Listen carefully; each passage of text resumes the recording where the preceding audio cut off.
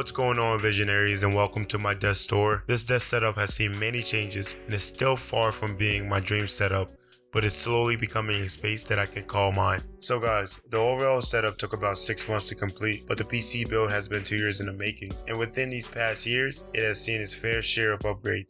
I decided to build within the NZXT H210 Black Mini ITX case. I don't know what it is, but there is something about the look of a small form factor case that is just so pleasing to the eye. I recently upgraded my GPU from an RTX 2060 to an MSI RTX 3060 Gaming X Edition. For the RAM, I got a pair of 8GB RGB sticks from Crucial, and they clock in at a crazy fast speed of 3600 MHz, which Ryzen CPUs are notorious for needing. The brain of the machine, the Ryzen 5600X, has 6 cores and 12 threads that allows for great performance when gaming or using it for productivity tasks. Cooling the CPU is the Vitro all-in-one cooler. The 240mm radiator and fan combo keeps the CPU at nice cool temperatures. For the storage solution, I installed 2 M.2 drives, one for my operating system, another for my gaming and productivity files, and a slower 2.5-inch SSD for all other files, as there is no benefit since I access those files less frequently. Powering up this build is a EVGA 750-watt power supply. It's a bit of an overkill, but I plan on upgrading more parts in the future. The desk itself, and probably the most underrated part of the setup, is from IKEA. I used the black lag captain tabletop and Atos legs to create what will be the foundation for the rest of the setup. The tabletop measures at 55-inch lengthwise and 23-inch widthwise. The 1-inch thickness may be a little on the thinner side, but it's perfect for the adjustable arm clamps. Because of its 90-degree swivel and 360-degree rotation, this arm allows me to position my monitor in different configurations. Speaking of the monitor, we're rocking the MSI 32-inch curved monitor. This monitor is capable of 1440p resolution at 144Hz with its 16:9 aspect ratio. The RGB on the back panel is a nice little feature, but if you're not a fan, look in the onboard menu to disable it. This has a VA panel that helps with getting high refresh rates when simply completing your day-to-day tasks or gaming with the guys. Looking back, I wish I had forked over more cash to get an ultra-wide IPS panel, but at the time, this thing's price to feature cannot be beat. It does come with 300 nits of peak brightness, 1mm response time, AMD FreeSync enabled, and a non-glare coating to prevent most light reflections. The only shortfall of this monitor is the lack of speakers, but that's where these guys come in. The Pebble V3 by Creative are easily my favorite desktop speakers right now. These little guys pack a punch with 16 watt at peak power, with an additional button at the bottom to increase up to 3 decibels.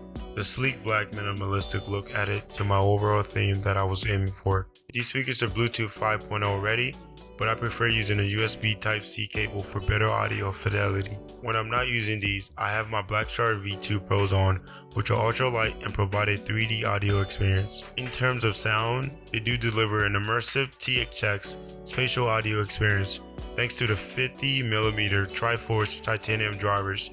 They weigh 320 grams, provide around 24 hours of battery life, and have a great super cardio detachable mic that I rarely use. That's because my mic of choice is the Blue Snowball Ice. I ended up purchasing this mic because of its ease of use and the overwhelming recommendations from most of the YouTube community. The mic has one micro USB port on the back, and that's it. Again, I did get it for that very reason, but I plan on upgrading very soon. With any simple mic comes an even simpler mic stand. This adjustable InnoGear scissor arm mic stand came with a windscreen and a pop filter to help with the P work. Alongside the stand is my mechanical keyboard of choice.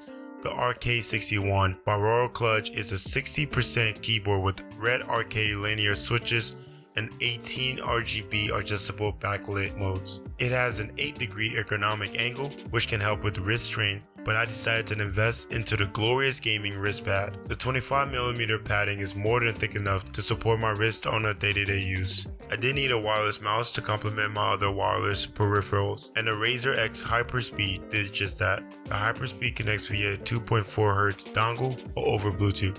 powering it is a single AA battery, and this might be a turnoff for some people, and to combat that, it goes into sleep mode when it's not in use, which extends the battery life up to 450 hours, with 99.4% tracking accuracy, up to 16,000 DPI, and 6 programmable buttons. This mouse hits the sweet spot between performance and customizability. To round out the black on black theme is the Icenio 2-in-1 wireless charger that I use to charge both my Apple Watch and iPhone when they need a quick charge. And to start the honorable mentions is this surprisingly very comfortable chair I got from Amazon. The chair is made with this mesh pattern that gives it this breathable feature for ultra comfortability when working for extended hours. You can adjust the height and angle of the arm. You can also do the same to the headrest. The chair comes with a position locking feature to help you stay in your own perfect angle. The seat slides out a couple more inches to support different body types, and they even added a dial to adjust lumbar support. I can honestly say that it was a feature that I didn't know I needed until now. For my only real storage solution, I derived some inspiration from Matthew and Senna and went with the SCADA's spec board from IKEA. This is one of many configurations you could go with, but this set included a shelf for my camera gear, hooks for holding my Xbox controller and headset, and 3 small storage units for my miscellaneous items like chargers or USB sticks. I hope you've enjoyed this desk tour and choose to stick around as I add on to it in the coming videos. Stay tuned by subscribing and liking this video, and until next time, thanks for watching.